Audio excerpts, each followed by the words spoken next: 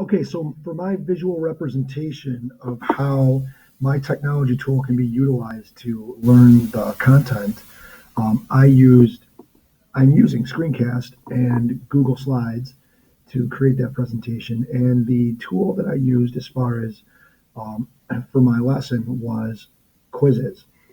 The learning style that I'm going to use is behaviorism to tie that into that. So here we go. First of all, Quizizz is a mode of behaviorism at work. By that, I mean it provides extrinsic motivation.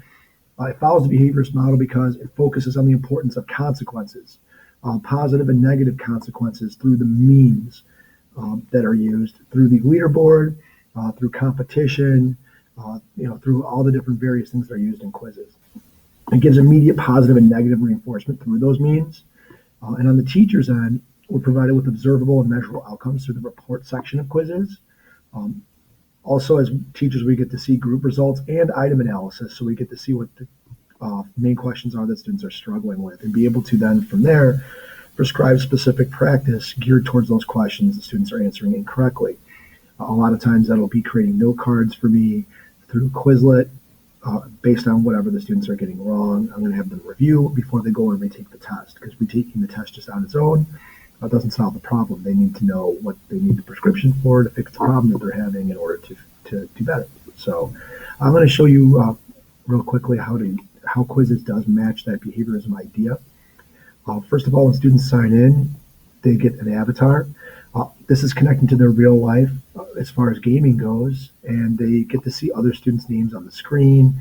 It sets up an idea of like a video game competition online, which a lot of students participate in. So I think that's, the avatar's a cute idea to get the students motivated. Like, hey, I'm the weird bug right there. As far as moving into the real idea of behaviorism, when the students have questions that come up, well, they're competing against each other. So that's a motivation in of itself. But also they're going back and trying to demonstrate that they understand the answer. They're trying to do well on the quiz because I count it as a quiz grade.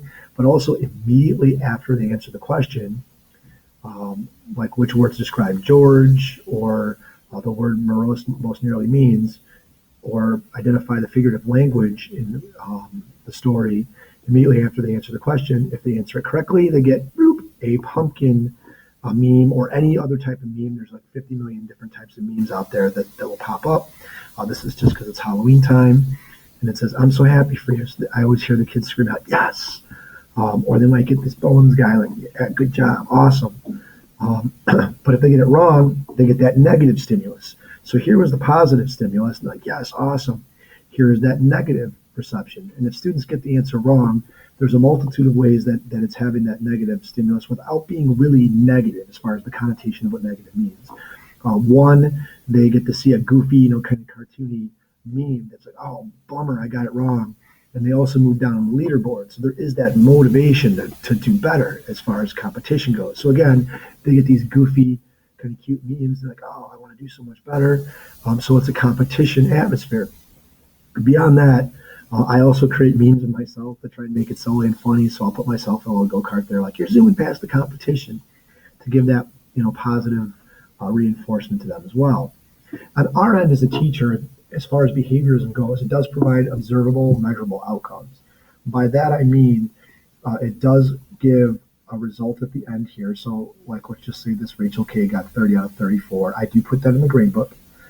So I do see how they do. But also, beyond just seeing how the students do in the class, I can do an item analysis and go into each question like this and see which ones they got right and wrong. That way I know afterwards what to prescribe. And students can also look at this as well. They get a response as they go through each question, but then they can also go back and review. Then after the quizzes, I have them create on Quizlet a review set or flashcards. Sometimes I just keep it simple and old school and use flashcards and have them make flashcards of the specific answers they got wrong before they retake the test. Because retaking it without increasing your knowledge really doesn't help. It's just retaking it for retaking's sake. So that's behaviorism at work. As far as a lesson in my class, that would be a quiz day. And a lot of times there's 40, 50 questions sometimes on my test. So we'll stop as a class and go through the questions that they got wrong for the most part. So like, let's just say that, 7 or 8 different questions most of the kids got wrong. We will go over that together as a class, as a review, but then I'll also provide that prescription and they come to advisory to retake the test if they want to retake the test to get a better score. So my ultimate goal then would be that, at least 80% of the students get a 75% or better and are happy with the score that they have. So that's Behaviorism at work in my classroom. Have a great day.